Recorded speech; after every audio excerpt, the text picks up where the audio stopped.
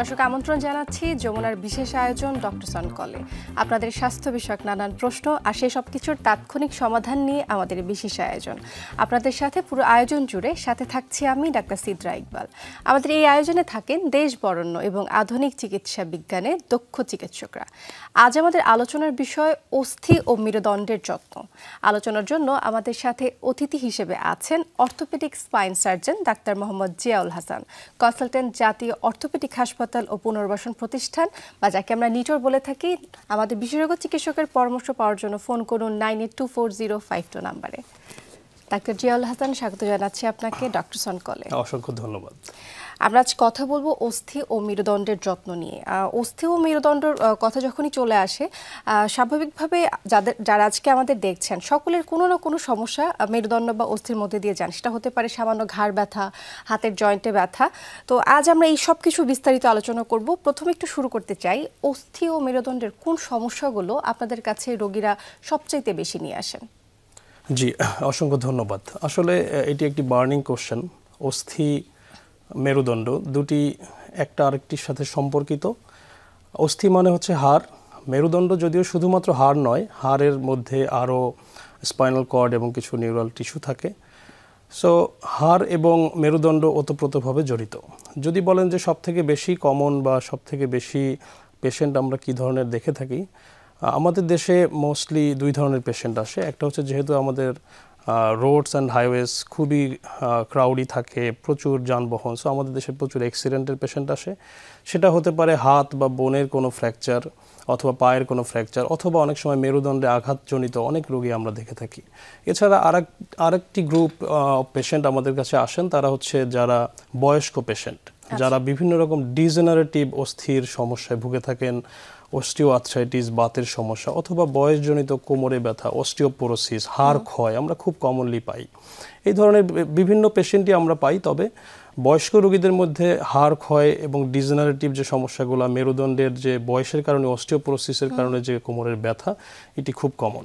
আচ্ছা, যেহেতু অস্টিওপোরোসিসটাই হচ্ছে এখন সবচেয়ে বেশি দেখা যাচ্ছে বয়স্ক রোগীদের ক্ষেত্রে, আমি এটা নিয়ে একটু কথা বলতে চাই। যদি কারো অস্টিওপোরোসিস হয়ে থাকে তাদের কি কি লক্ষণ দেখা দিতে পারে? খুবই সুন্দর প্রশ্ন। অস্টিওপোরোসিস আসলে খুবই একটা বার্নিং ইস্যু। আমরা সবসময় চিকিৎসকরা, বিশেষ করে অর্থোপেডিক্সের চিকিৎসকরা এটি নিয়ে শঙ্কিত থাকি, কারণ অস্টিওপোরোসিসকে বলা হয় সাইলেন্ট কিলার। কারণ অস্টিওপোরোসিস এমন একটি রোগ, আমরা বলি ঘুনে খাওয়া কাঠের মতো, যে বাইরে থেকে কাঠ দেখলে মনে হয় যে খুবই ভালো আছে, বা ভিতরে ঘুনে কাঠ ক্ষয় হয়ে যায়, কাঠগুলো খেয়ে ফেলে। তো বাইরে থেকে আসলে বোঝা অনেক সময় ডিফিকাল্ট হয়ে যায়। আপনি যে প্রশ্নটি করেছেন যে কি লক্ষণ নিয়ে বা কিভাবে আমরা বুঝতে পারি অস্টিওপোরোসিস, অনেক সময় অস্টিওপোরোসিসের পেশেন্ট কোনো লক্ষণ ছাড়াই আমাদের কাছে আসে। অনেক সময় দেখা যায় যে খুব কম সময় অস্টিওপোরোসিসের পেশেন্ট আসলে পেইন বা ব্যথা নিয়ে আমাদের কাছে আসে। অনেক সময় দেখা যায় অস্টিওপোরোসিস খুব সিভিয়ার হয়ে গেলে, যখন অস্টিওপোরোসিসের বা হাড় ক্ষয়ের কারণে একটি ফ্র্যাকচার সংঘটিত হয় বা হাড়টি ভেঙে যায়, দেখা যায় যে একজন বয়স্ক মহিলা যার স্লিপ খেয়ে উনি পড়ে গেছেন, ওনার অস্থিসন্ধির হাড় ভেঙে গিয়েছে। উনি হয়তো কল্পনাই করেননি যে এই সামান্য আঘাতে ভেঙে যেতে পারে। সো অনেক সময় দেখা যায় আমরা এরকম ফ্র্যাকচার নিয়ে অস্টিওপোরোসিসের পেশেন্টরা আসে। অনেক সময় দেখা যায় অন্য কোনো রোগের জন্য উনি এসেছেন, আমরা স্ক্রিনিং করতে গিয়ে দেখি যে ওনার হাড় অত্যন্ত ক্ষয়প্রাপ্ত, তখন আমরা এটা চিকিৎসার প্রয়োজন হয়। আচ্ছা, তো অস্টিওপোরোসিস বা হাড় ক্ষয় যেটা বলছি, সেটা প্রতিরোধের জন্য আসলে আমরা তাহলে কি করতে পারি? তার সাথে আরেকটা প্রশ্ন একটু যুক্ত করতে চাচ্ছি। আপনি জেনেই থাকবেন ফার্মাসিউটিক্যালস কোম্পানি যেগুলো রয়েছে, তারা কিন্তু প্রতিনিয়ত ভিটামিন ডি নিয়ে অনেক ক্যাম্পেইন করে যাচ্ছেন যে আসলে এখন ভিটামিন ডি এবং ক্যালসিয়ামের অভাব বাংলাদেশ এবং এই যে সাউথ এশিয়ান যে কান্ট্রিগুলো রয়েছে সেখানে অনেক বেশি। তো যার কারণে অস্টিওপোরোসিস এবং হাড় ক্ষয় হওয়ার যে প্রবণতা সেটা অনেক বেশি বেড়ে চলছে। এই প্রশ্নের সাথে এটার অ্যান্সারে জানতে চাই, আসলে ভিটামিন ডি ডেফিসিয়েন্সির জন্য কি অস্টিওপোরোসিস হচ্ছে বা তার প্রবণতা বৃদ্ধি পাচ্ছে কিনা? জি, সুন্দর প্রশ্ন করেছেন।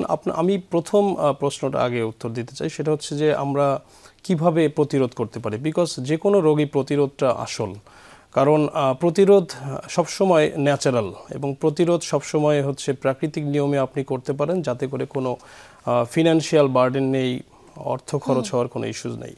সো প্রতিরোধের জন্য অস্টিওপোরোসিস আমাদের যেটা সবথেকে বেশি ইম্পর্টেন্ট, সেটা হচ্ছে অ্যাক্টিভ থাকা। আচ্ছা, আজকে আমরা নিত্যনৈমিত্তিক কাজে অনেক বেশি ব্যস্ত থাকি, নিজেকে সময় দেওয়ার সময় সবার হয় না, সবাই সবার প্রফেশনে অত্যন্ত ব্যস্ত থাকে। সো যেটা হয় যে আমরা নিজেদের জন্য একটু সময় বের করতে পারি না।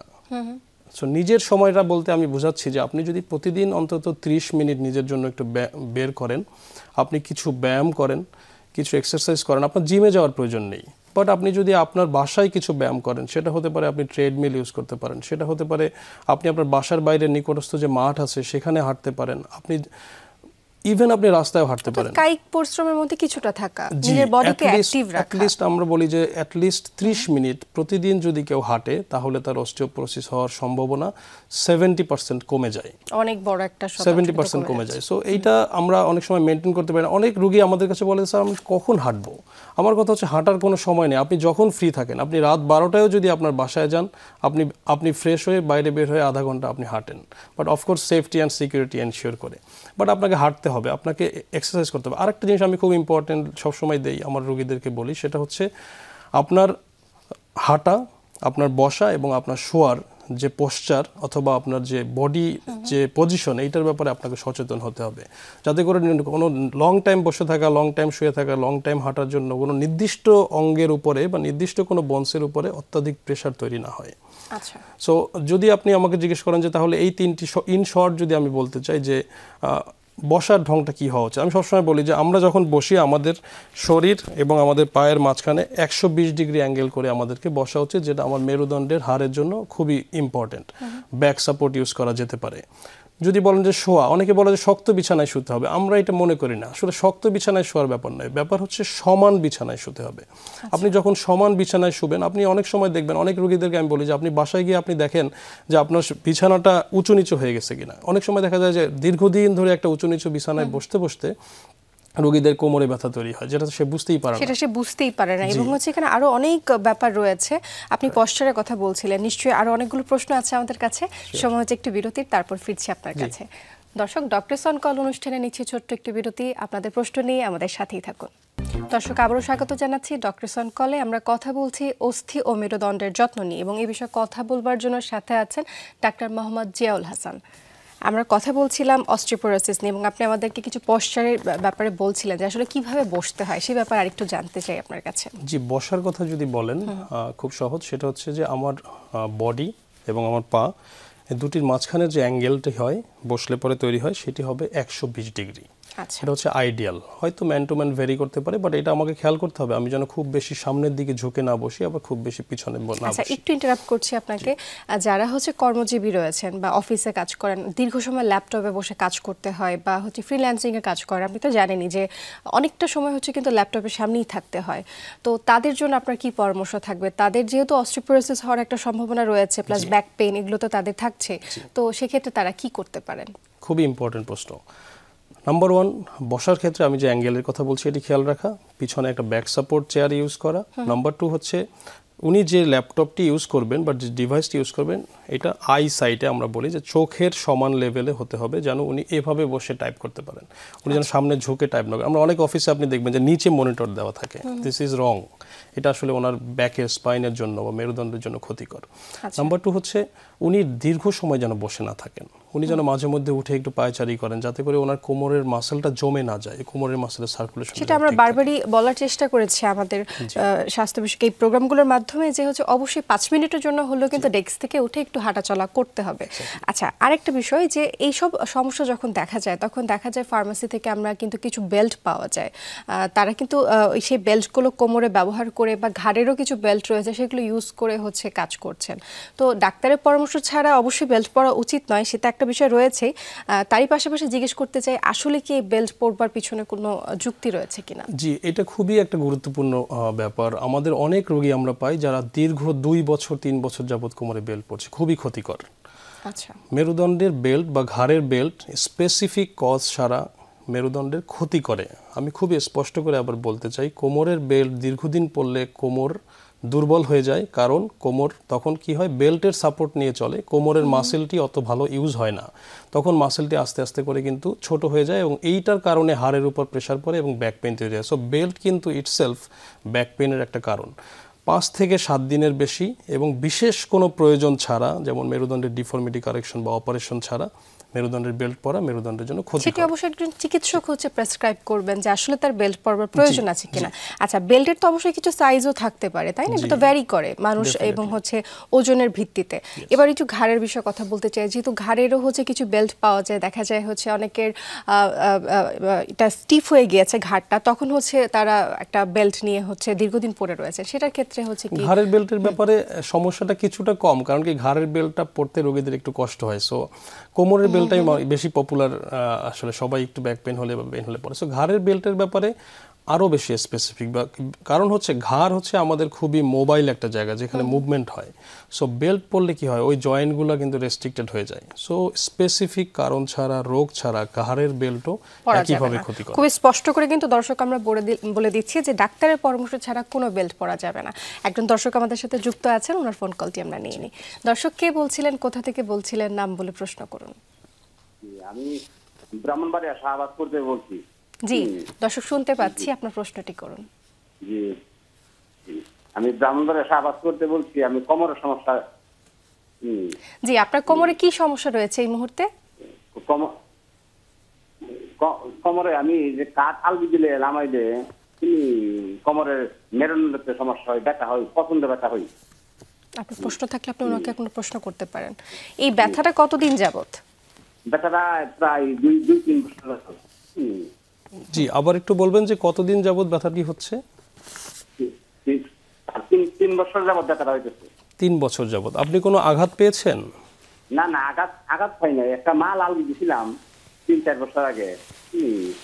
আচ্ছা, আপনার এই কোমরের ব্যথাটি কি কোমরেই থাকে না পায়ের দিকে বা অন্য কোথাও ছড়িয়ে পড়ে? না, শুধু কোমরে থাকে, কোমরে থাকে। জি, ধন্যবাদ। দর্শক, ধন্যবাদ জানাচ্ছি আপনাকে। আপনার উত্তরের জন্য আমাদের সাথেই থাকুন। জি, ওনার উত্তরটা আমরা দিয়ে দিই। জি, ওনার যেটি আছে এটা খুবই কমন।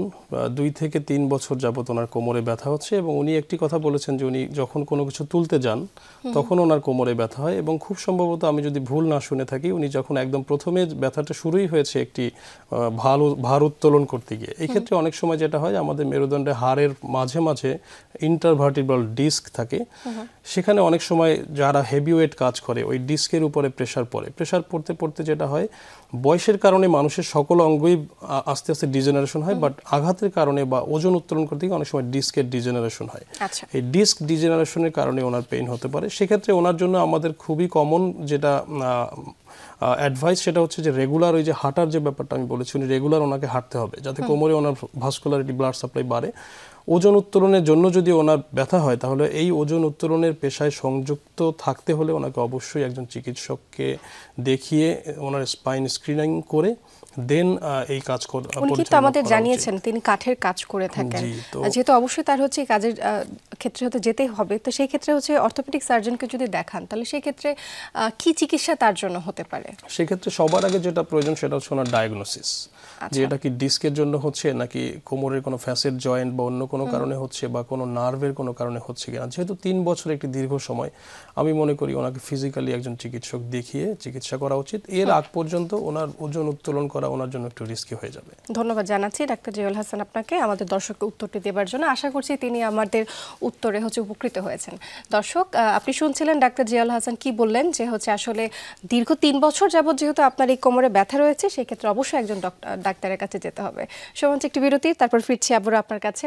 দর্শক, ডক্টরস অন কল অনুষ্ঠানে নিচ্ছি ছোট্ট একটি বিরতি, সাথেই থাকুন। দর্শক, আবারও স্বাগত জানাচ্ছি ডক্টরস অন কলে। আমরা কথা বলছি মেরুদণ্ড এবং অস্থির বিষয়গুলো নিয়ে। আমাদের সাথে আছেন ডাক্তার মোহাম্মদ জিয়াউল হাসান। জি, আমরা কথা বলতে চাচ্ছি এবার চিকিৎসার কথা। এবার চলে আসি, তো অত্যাধুনিক কি কি চিকিৎসা বাংলাদেশে বর্তমানে রয়েছে? জি, খুবই সুন্দর প্রশ্ন।